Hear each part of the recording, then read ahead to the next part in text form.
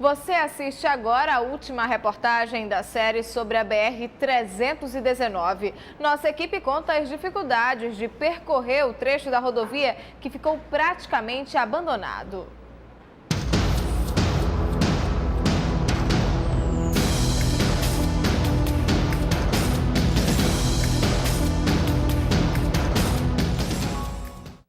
Os últimos 100 quilômetros do pedaço mais danificado da 319 são percorridos à noite e com chuva.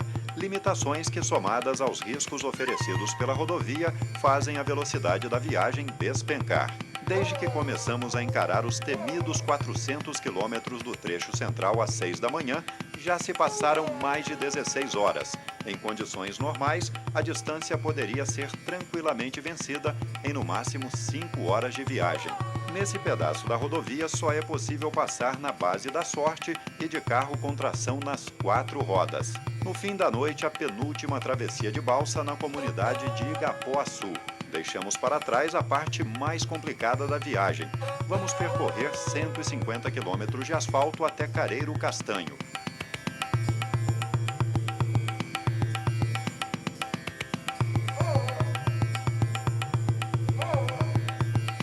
Nesse trecho da 319, as obras de recuperação asfáltica estão liberadas pelo IBAMA. Em menos de 2 horas, chegamos ao município de 35 mil habitantes. No dia seguinte, antes de seguir para Manaus, uma conversa com um morador da cidade. Carlos Alberto trabalha com turismo e vê na recuperação da BR-319 a oportunidade de alavancar a economia de Careiro Castanho. As empresas passarão a circular, transportando as pessoas que querem conhecer, querem fazer compras em Manaus, que é onde o preço é muito mais barato, né? Tem a atração da Zona Franca. Isso é de suma importância. Como também será de suma importância para o nosso município, que possivelmente ele se tornará um bairro de Manaus. Nós estamos a 100 quilômetros, passamos pela maior beleza natural, que é o encontro das águas, e isso nos dá um cartão postal para as pessoas nos visitar. Partimos para os 100 quilômetros finais da viagem. Parte desta distância ainda no asfalto da 319 e para finalizar uma travessia de balsa sobre o Rio Amazonas. 1 hora de viagem fluvial e a oportunidade de contemplar o encontro das águas. Tivemos tempo para uma conversa com o presidente da Organização das Cooperativas de Rondônia. O dirigente falou da importância da recuperação da BR-319 para o cooperativismo na região. Para que nós possamos trazer os nossos produtos com qualidade, para que chegue a Manaus, para que chegue em Boa Vista, para que chegue na Venezuela, com qualidade. Porque nós enviamos para cá grãos, leite, carne e também, eu digo dessa integração, por quê? Porque Manaus também poderá, com menos dias, mandar os produtos e também produtos que irá produzir em Roraima. Com o desembarque no porto da Ceasa em Manaus, encerramos 2 dias de viagem pela BR construída na década de 70 para ligar Porto Velho a Manaus. 40 anos depois da inauguração, encontramos 2 extremidades de rodovia conservadas, mas incapazes de ligar as 2 capitais por causa das péssimas condições do trecho central.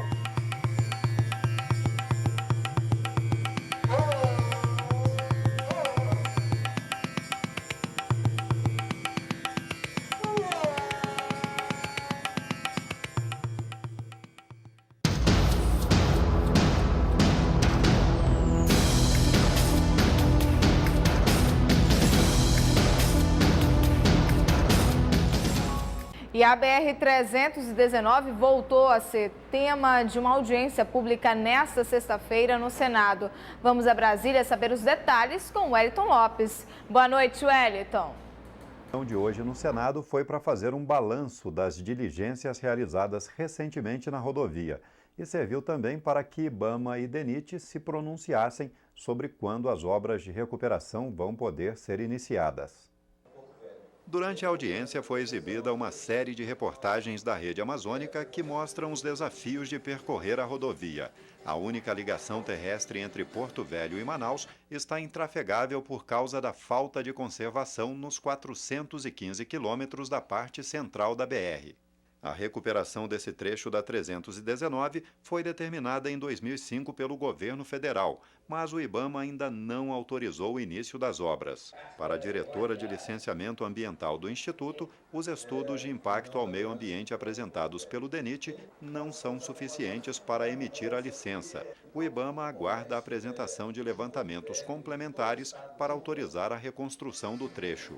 Aquele EIA apresentado não apresentava dados de campo, por exemplo, solos de descrição de características geotécnicas. Isso, no estudo ambiental, isso tem que ser visto e tem que ser analisado e tem que ser trazido ao IBAMA para análise. O diretor-geral do DENIT protestou contra as exigências do IBAMA, alegando que não se trata de construção de rodovia, mas sim de recuperação, e propôs que o Exército fique responsável por garantir a preservação da floresta ao longo da estrada. Sabe como é que a gente resolve todo esse problema para evitar que desvaste a nossa rica floresta? Manda o Exército cuidar da 319, porque ela é um eixo único, não dá para sair por outro lugar com a madeira. O DENIT já contratou a empresa que está realizando os levantamentos complementares exigidos pelo IBAMA.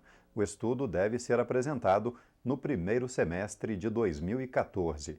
E ainda falando sobre debates de assuntos de interesse da Amazônia no Congresso Nacional, nesta semana o Senado realizou audiência pública para debater a situação dos soldados da borracha. Os sindicatos que representam a categoria estiveram aqui em Brasília para cobrar dos senadores que melhorem a proposta do governo votada na Câmara em novembro, que prevê aumento de R$ 144 nas aposentadorias e pensões, além de uma indenização no valor de R$ 25 mil. Os senadores que participaram da audiência parece que se sensibilizaram com a questão. A audiência reuniu representantes dos sindicatos que representam os soldados da borracha, parlamentares da Amazônia e integrantes do governo federal. Os sindicalistas recorreram a acordos feitos há mais de 70 anos para defender a aprovação de aposentadoria especial para os seringueiros que foram para a Amazônia seduzidos por promessas do governo Getúlio Vargas. Trabalhadores brasileiros que foram recrutados e transportados pelo governo, na época, o presidente Getúlio Vargas, para trabalhar na produção da borracha nos seringais amazônicos durante a Segunda Guerra Mundial, para assim atender o que ficou estipulado nos acordos de Washington entre o nosso país e os Estados Unidos. A gente clama por justiça a essas pessoas que já estão no fim de vida. Representantes do governo reconheceram os direitos dos ex-seringueiros, suas viúvas e dependentes, mas alegaram dificuldades financeiras para arcar com compensação maior. Se nós pudéssemos, estivéssemos num mundo ideal ou tivéssemos uma situação financeira muito melhor, certamente avançaríamos mais. Então, peço a compreensão das senhoras e dos senhores e continuamos abertos para esse debate e avançar no que for possível. Também foram convidados a falar os maiores interessados na questão. Eu criei minha família toda na mata. Quero um aumento para ajudar a minha família. Neto de soldado da borracha, Dario apelou para a emoção para sensibilizar os senadores. Esquecidos na Amazônia, no Brasil de um tempo, riqueza, terra, seringa, suor, sangue e lágrimas. Parece que a estratégia surtiu efeito. A proposta aprovada mês passado na Câmara deve ser melhorada no Senado. Nós temos que fazer algumas alterações. Primeiro, tirar o termo indenização e colocar abono e aumentar o valor mensal. Essas pessoas precisam de um apoio agora do governo. Nós não podemos esperar mais tempo. E também mudar o indexador do reajuste, não pela inflação e sim pelo salário mínimo. Ainda não há data definida para a votação da matéria no Senado. Caso a proposta que passou na Câmara seja mesmo modificada pelos senadores, ela terá de voltar para uma nova votação na Câmara. Como faltam 2 semanas para o recesso parlamentar, as discussões devem ficar para o ano que vem. Por hoje é isso. Nós aqui de Brasília desejamos a todos os amazônidas uma ótima noite e um excelente fim de semana. Obrigada pelas informações, Wellington. Um ótimo fim de semana para você e a todos da sucursal Brasília. Buracos em importante avenida da Zona Norte de Manaus começam a ser fechados. O problema, que ainda afeta motoristas e pedestres, foi mostrado essa semana aqui no Jornal da Amazônia.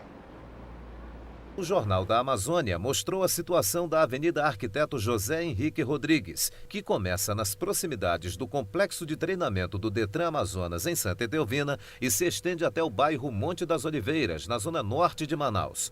Um trecho da pista estava praticamente intrafegável, gerando muita reclamação de motoristas. Por conta disso, já aconteceram alguns acidentes aqui, por desvio de buraco, para você não prejudicar seu carro, acaba batendo em outro carro. Não aconteceu ainda comigo, porque eu procuro passar pelo buraco para não ter que, de repente, bater num ônibus desse aí e prejudicar ainda mais. Porque a suspensão desse carro aqui, todo o tempo tem que estar trocando. A pista aqui é inviável, muitos buracos. Faz tempo que a prefeitura não passa por aqui e a gente todo dia sofre quando a gente passa por aqui, por essa avenida, porque não é só num local, são vários pontos. Tanto numa mão no sentido direito como no sentido esquerdo, a gente tem esse problema de estar passando por esses buracos e é terrível. Num dia normal era para dar 5 viagens, tá dando para dar 3 agora. Cada buraqueira, se forçar, quebra tudo. O risco de acontecer algum acidente com um carro menor também que trafega em mais baixa velocidade. Após o problema ser mostrado aqui no Jornal da Amazônia, a situação é outra. Todos os buracos do trecho mais complicado foram fechados. Em outro ponto da rua, homens da Seminf, responsável pela infraestrutura de Manaus, continuam trabalhando, com auxílio de máquinas pesadas. A seguir, 56 adolescentes da capital acreana que estão em regime educativo participam do Enem. Nós voltamos em instantes.